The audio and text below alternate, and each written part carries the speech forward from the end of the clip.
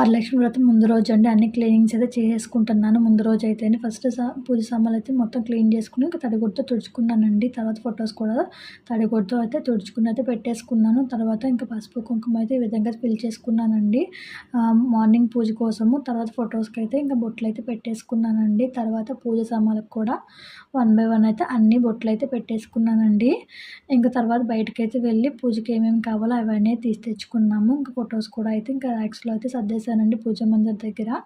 మొత్తం సర్దిన తర్వాత ఇంక గ్యాస్ కూడా మొత్తం క్లీన్ చేసేసుకొని అక్కడ కూడా అయితే బొట్లయితే పెట్టేసుకున్నానండి. ఈ విధంగా స్వస్తిక్ అయితే వేసి గ్యాస్ మీద కూడా బొట్లయితే పెట్టేశానండి. ఇంక తెచ్చిన సామాన్లన్నేసి పువ్వులు, ఫ్రూట్స్ ఇవన్నీ అయితే ఒక సైడ్‌కైతే పెట్టేసుకున్నాను. ఇంక మా వారొచ్చేసి మామిడాకులు కూడా అయితే కట్టేశారండి. నేనైతే ఇంకా కలశం పెట్టే చోటనైతే సింపుల్‌గా ఈ విధంగా అయితే చిన్నగా అయితే డెకరేషన్ అయితే చేసేసుకున్నాను. పూజ మొత్తం చాలా బాగా అయితే జరిగిందండి. ఈ వీడియో లింక్ అయితే కింద ఇస్తున్నాను. ఎవరికైనా ఇంట్రెస్ట్ ఉంటే చూడండి. నెక్స్ట్ వీడియో కోసం stay tuned. Thanks for watching. By.